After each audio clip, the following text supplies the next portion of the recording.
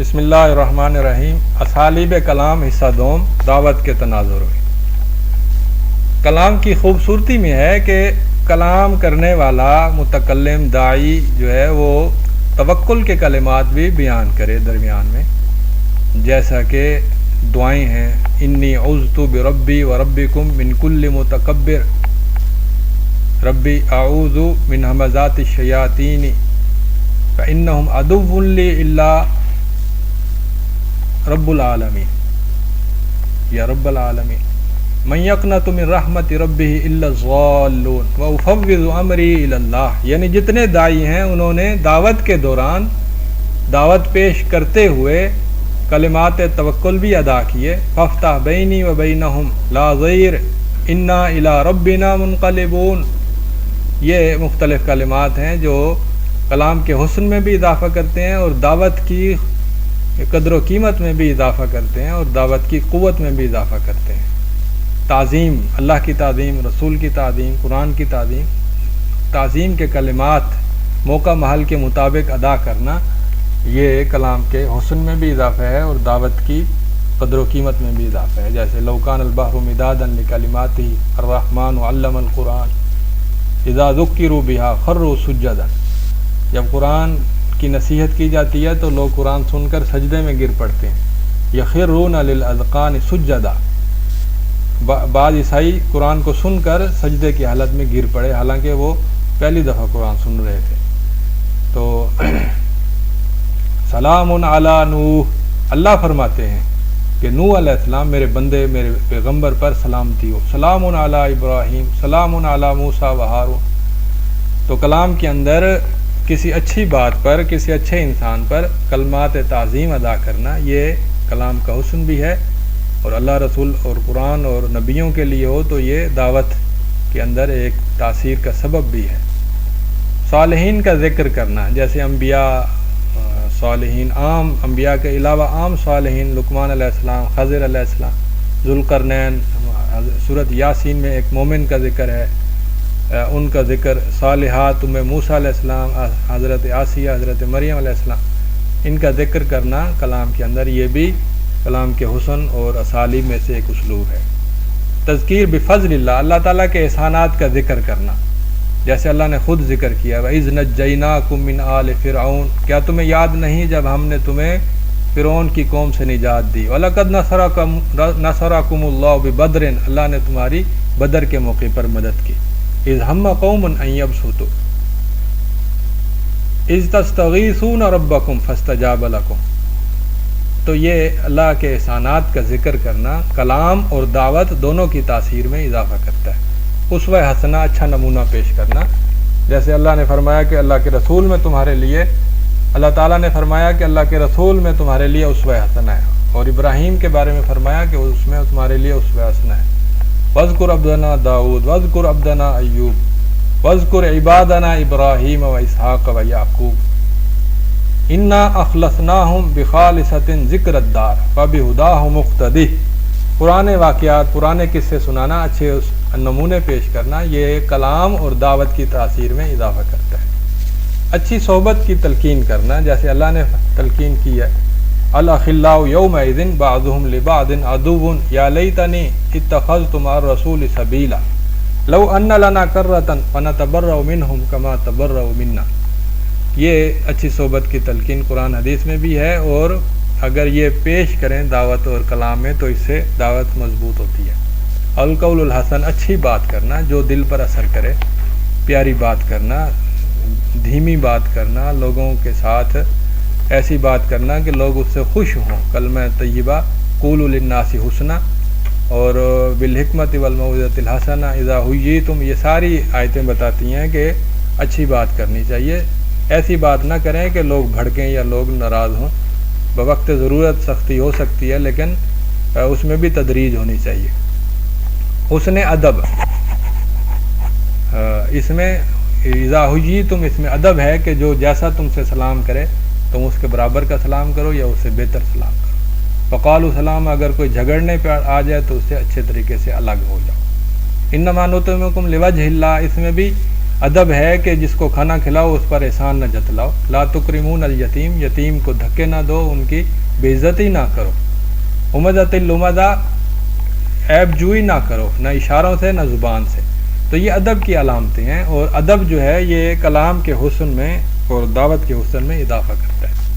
امان اور حریت، لوگوں کو امان دینا کہ وہ آپ سے بے خوف ہو کر بات چیت کریں، انہیں حریت دینا کہ وہ آپ کے سامنے اپنی رائے ظاہر کر سکیں۔ تو یہ امان حریت دیں گے تو وہ آپ کی بات غور سے سنیں گے، اور آپ ان کے باتیں سن کر ان کے اعتراضات کا جواب دے سکیں گے، جیسا کہ اللہ نے قرآن کے اندر جگہ جگہ فرمایا ما علی الرسول الا البلاغ، ہم تم پر کوئی داروغے نہیں ہیں، تم ہماری بات سنو، ہم صرف بات پہنچائیں گے، عمل کرو نہ کرو تمہاری مرضی ہے، قبول کرو نہ کرو تمہاری مرضی ہے۔ تو فخرج منہا طائف یترقب وقال انی مہاجر الی ربی، یہ چیزیں بتاتی ہیں کہ انسان اپنی ذات کی حد تک تو لوگوں سے الگ ہو جائے، لیکن لوگوں پر کوئی زبردستی، کوئی داروغے بننے والا کام نہ کرے۔ جیسے اللہ نے فرمایا ان ارضی واسعۃ، میری زمین وسیع ہے، فاووا الی الکہف، اصحاب کہف اپنے گھر والوں کو چھوڑ کر چلے گئے، کیونکہ انہوں نے گھر والوں پر جبر نہیں کیا بلکہ خود الگ ہو گئے۔ صبر کی تلقین کرنا، جیسے فصبر کما صبر اولو العزم من الرسل، اللہ نے صبر کی بار بار تلقین کی، تو اپنی کلام میں اپنے مخاطبین کو صبر کی تلقین کرنا دین کا حکم ہے، اور صبر کے بغیر کوئی بھی دین کا کام نہیں ہوتا، اور کلام میں اور دعوت میں اور تزکیہ نفس میں اس کی تلقین کلام کی خوبصورتی میں اضافہ کرتی ہے۔ اسی طرح عدل و انصاف کا حکم دینا، یہ بھی عقل کی بات ہے، اور عقل کی بات کریں تو لوگ اس سے مطمئن ہوتے ہیں۔ تو ان اللہ یأمر بالعدل والاحسان ویل للمطففین فاحکم بینہم بالقسط، یہ سب عدل کی آیتیں ہیں جو بتاتی ہیں کہ عدل سے کلام مؤثر ہوتی ہے، کیونکہ آپ انصاف والی بات کریں گے تو لوگ مطمئن ہوں گے۔ جب آپ نا انصافی کی بات کریں گے، کسی قوم، قبیلے، کسی ذات، کسی شخصیت کو ترجیح دیں گے اور اس کی مدح سرائی کریں گے اور حق بات کو پیچھے چھوڑ دیں گے تو پھر لوگ مطمئن نہیں ہوں گے۔ معافی اور درگزری کی تلقین کرنا اور اس کی مثالیں دینا اور اس کے واقعات دینا، اور یہ چیزیں بھی گفتگو میں معافی کے واقعات بتانا کلام کے حسن میں اضافہ ہے، جیسے اللہ تعالیٰ نے خود بیان کیا یا عبادی الذین اسرفوا وإن تعفوا وتصفحوا۔ وعدہ اور معاہدے کا التزام کرنا، یہ بار بار تلقین کرنی چاہیے، اور کلام میں معقول بات یہی ہے کہ وعدہ اور معاہدے کا التزام کی دعوت دی جائے، تبلیغ کی جائے۔ اوفوا بعہد اللہ وَلَقَدْ عَاهَدُوا اللَّهَ مِن قَبْلُ لَا يُوَلُّونَ الْأَدْبَارَ وَمَن نَكَثَ فَإِنَّمَا يَنكُثُ لِنَفْسِهِ هَذَا مَا وَعَدَ الرَّحْمَنُ۔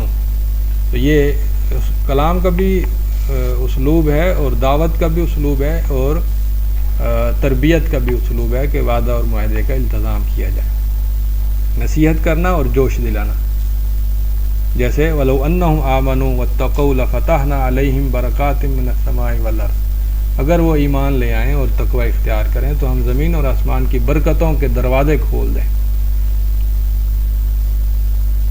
تو من کان یرید ثواب الدنیا، جو دنیا کا ثواب چاہتا ہے تو ہم اسے دنیا دیں گے، لیکن آخرت میں اس کا کوئی حصہ نہیں ہوگا، اور جو دنیا اور آخرت دونوں کا ثواب چاہتا ہے تو اللہ دونوں کا ثواب دینے پر قادر ہے۔ تو یہ نصیحت کرنا، جوش دلانا، ندا امر نہیں کا اجتماع کرنا، مقارنہ و استفہام کا اجتماع، جیسے مثل الفریقین هل یستوی الذین یعلمون والذین لا یعلمون، اور اندھا اور بینا هل یستویان، کیا وہ برابر ہیں؟ تو یہ کلام کا اسلوب ہے، دعوت کا اسلوب ہے، تربیت کا اسلوب ہے۔ مشورہ کرنا، امرہم شورا بینہم وشاورہم فی الامر فصالا، دودھ پلانا وہ بھی مشورے سے، اور دودھ چھڑانا بھی مشورے سے۔ افتونی فی امری، ملکہ بلقیس نے پوچھا کہ مجھے میرے معاملے میں تم فتویٰ دو، مشورہ دو، فماذا تأمرون، یا بنیا، اے میرے پیارے بیٹے، انی ارا فی المنام انی اذبحک فانظر ماذا تری، حضرت ابراہیم علیہ السلام نے اپنے ننھے بیٹے سے مشورہ کیا کہ تو بتا تو کیا کہتا ہے. تو مشورہ کرنا تربیت بھی ہے، اور مشورے کی تلقین کرنا دعوت بھی ہے، اور مشورے کے واقعات سنانا یہ کلام کا حسن بھی ہے. تلطف اور اعتذار، کلام میں نرمی اختیار کرنا اور معذرت پیش کرنا. عالم سے، خطیب سے کوئی غلطی ہو جائے تو وہ معذرت کرے تو یہ کلام میں حسن ہے. نرمی. فبما رحمت لنت لهم خذ العفو وامر بالعرف، معاف کر دو اور اچھی باتوں کا حکم دو. ادعو بالحکمہ لا تؤاخذنی بما نسیت. حضرت موسیٰ علیہ السلام نے بھی معذرت کی کہ اے خضر مجھے نہ پکڑیے، میں بھول گیا تھا. قولا لہ قولا لینا، یہ نرمی کا اسلوب ہے. یبن امی لا تأخذ بلحیتی، عتاب، پیار بھری اصلاح. اس کی مثالیں گزری ہیں. لا یعنی امور میں عدم مداخلت. لا تقف ما لیس لک بہ علم، جس چیز کا پتہ نہ ہو اس کے پیچھے نہ چلو. لا تسألوا عن اشیاء ان تبد لکم تسؤکم، ایسی چیزیں نہ پوچھو کہ جو اگر ظاہر کی جائیں تو تمہیں بری لگیں. تو ان سب چیزوں سے معلوم یہ ہوتا ہے کہ لا یعنی امور میں مداخلت نہیں کرنی چاہیے.